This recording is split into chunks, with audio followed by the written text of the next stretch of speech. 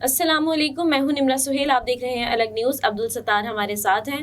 جیو نے ایک بار پھر تمام حدیں پار کر دی ہیں۔ حقیقت پر مبنی سانحہ موٹر وے پر ایک ڈرامہ بنا دیا ہے، حادثہ نام ہے ڈرامے کا، جو کہ نشر بھی کیا جا رہا ہے۔ حدیقہ کیانی اس کی ایکٹریس ہیروئن ہے، اور اس پر جو حقیقت پر مبنی جو سٹوری ہے اور جو متاثرہ خاتون ہیں ان کا بھی رلا دینے والا بیان سامنے آ گیا ہے۔ دیکھیے، یہ جیو نیوز نے پہلی مرتبہ نہیں کیا، یہ جیو نیوز نے کوئی تیسری مرتبہ حالیہ کچھ ڈراموں میں کیا ہے۔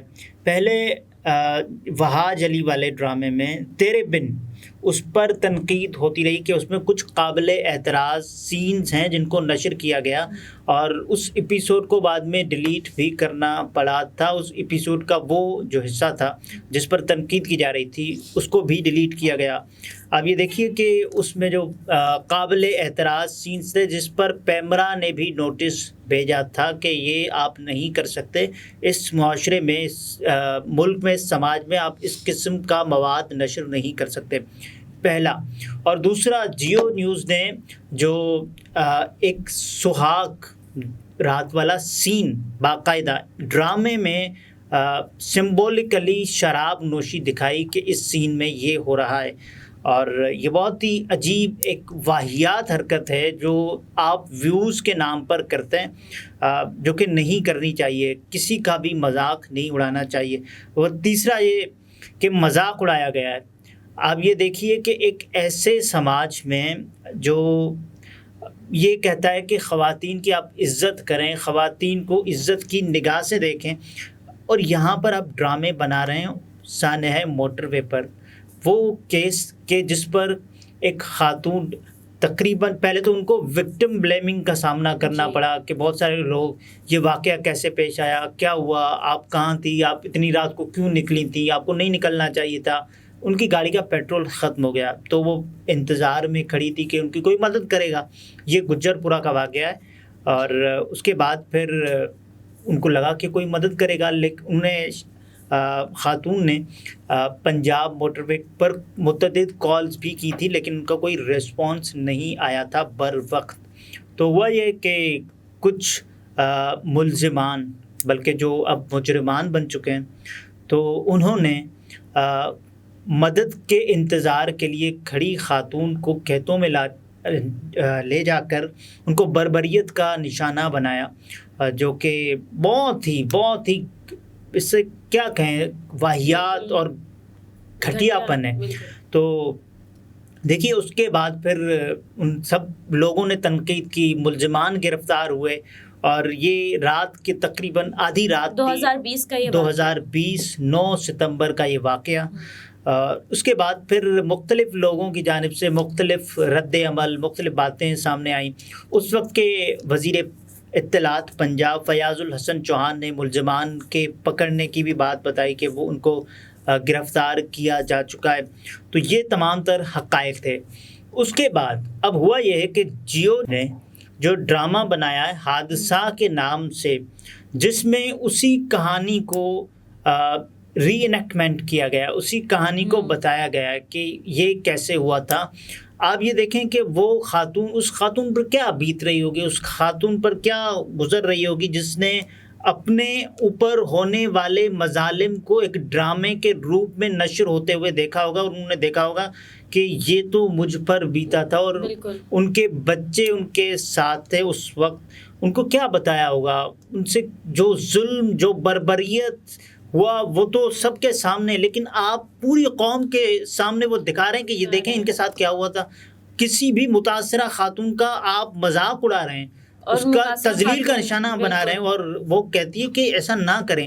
اور بالکل ہو بہو وہی ڈرامہ جو ان کے ساتھ خاتون کے ساتھ جو واقعہ پیش ہے، اسی ایک بھی کوئی تبدیلی آپ نہیں، بالکل ویسے کا ویسا۔ اور آپ خاتون نے بالکل فریحہ ادریس صاحبہ کو پراپر بتایا ہے، بیان دیا ہے۔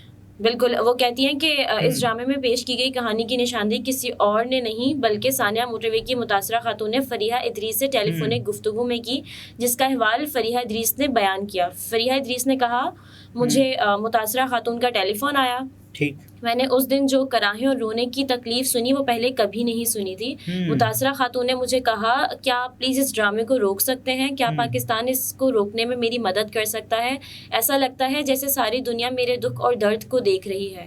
براہ کرم ان سے کہو کہ میرے مرنے کے بعد یہ بنائے, میں بھی زندہ ہوں, اور براہ کرم میری موت کے بعد بھی نہیں, جیسا کہ میرے بچے ہیں وہ ہم سب کے مر جانے کے بعد یہ ڈرامہ بنا سکتے ہیں. فریحہ ادریس نے متاثرہ خاتون کی ویڈیو بھی شیئر کی, گفتگو بیان یعنی کہ شیئر کیا کہ, اور وہ متاثرہ خاتون کہہ رہی ہیں وہ میری زندگی پر ڈرامہ کیسے بنا سکتے ہیں, انہوں نے میری زندگی پر ڈرامہ بنایا جیسے میں ان کے لیے کچھ نہیں ہوں.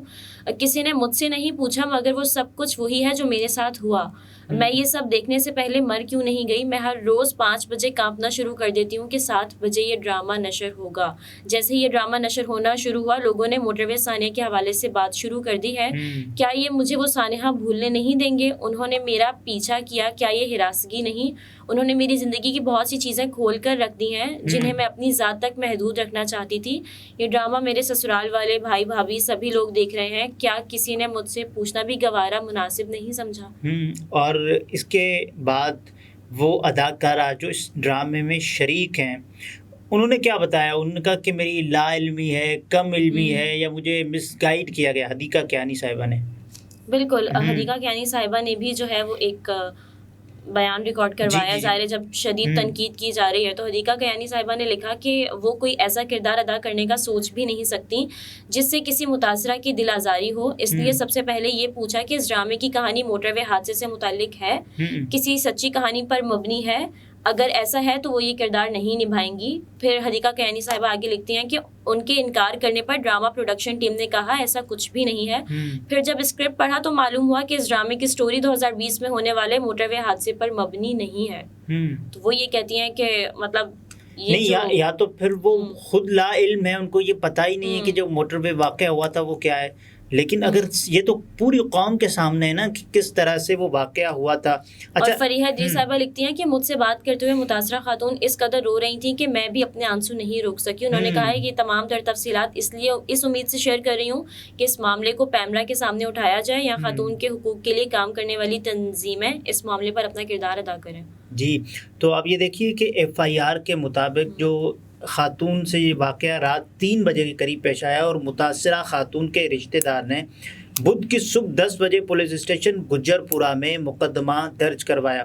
مدعی نے پولیس کو بتایا کہ جب وہ اس جگہ پہنچے جہاں پر پیٹرول ختم ہونے کی وجہ سے رک گئی تو انہوں نے دیکھا کہ گاڑی کا شیشہ ٹوٹا ہوا تھا اور اس پر خون کے دھبے تھے, جس کے بعد انہوں نے رشتہ دار خاتون کو کرول کے جنگل کی جانب سے بچوں کے ساتھ آتے دیکھا. موٹر وے پولیس نے کہا تھا کہ جس جگہ خاتون کو بربریت کا نشانہ بنایا گیا وہ موٹر وے پولیس کی حدود میں شامل نہیں. یہ بار بار تذکرہ چلتا رہا. یہ کیا تماشا ہوتا ہے کہ جب ہم کہتے ہیں یہ ہماری جورسڈکشن نہیں ہے, یہ ہمارا دائرہ اختیار نہیں ہے, کسی کا تو ہوگا نا, وہ آپ دیکھیں. اس کے بعد ترجمان کے بقول رنگ روڈ موٹر وے پولیس کی حدود میں نہیں ہے. اور پھر CCPO لاہور عمر شیخ صاحب کے اس وقت کے بیانات, انہوں نے کہا تھا کہ پیش آنے والے واقعے کے بعد متعدد TV چینلز پر انہوں نے انٹرویو بھی دیا تھا کہ 3 بچوں کی ماں اکیلی رات گئے اپنے گھر سے, اپنی گاڑی میں نکلے تو اسے سیدھا راستہ لے لینا چاہیے نا. یہ وکٹم بلیمنگ ہوتی ہے دیکھیں. اور یہ بھی چیک کرنا چاہیے کہ گاڑی میں پیٹرول پورا ہے بھی یا نہیں. اب بھی آپ انہیں کو ہی قصوروار ٹھہرا رہے ہیں. یہ دیکھیں اس کے بعد پھر اس بیان کی بہت ساری لوگوں نے ان کا سافٹ ویئر اپڈیٹ کیا تھا. اس کے بعد ہم اپنے ملک میں اپنی گاڑی میں اس کے بعد انہوں نے معافی مانگی تھی, لیکن بیان یہ ان کے بیان کا معاملہ سینٹ کی قائمہ کمیٹی برائے انسانی حقوق تک بھی جا پہنچا تھا, جہاں انہیں قانون سازوں کی بھرمی کا بھی سامنا کرنا پڑا تھا. اس سلسلے میں جو گرفتاریاں ہوئی تھیں, ملزم کی گرفتاریوں کی کوشش اور پہلی گرفتاری پیر 14 ستمبر کی شام سماجی رابطے کی ویب سائٹ ٹویٹر پر تفصیل بتاتے ہوئے وزیر اعلیٰ پنجاب نے کہا تھا کہ سیالکوٹ موٹر وے کے دل خراش واقعے میں خاتون سے زیادتی میں ملوث شخص گرفتار ہو چکا ہے. یہ 14 ستمبر کی بات ہے. ان کے مطابق جو DNA ہے اس نے میچ کر لیا ہے اور ملزم نے بھی اعتراف جرم کر لیا ہے. عثمان بزدار صاحب, وسیم اکرم پلس انہوں نے یہ بھی کہا تھا کہ مقدمے میں مطلوب دوسرے ملزم کی گرفتاری کے لیے بھی ہماری ساری ٹیم مسلسل کوشاں ہیں، جس کی گرفتاری انشاءاللہ جلد متوقع ہے۔ اس کے بعد پھر انہیں بھی گرفتار کیا گیا تھا۔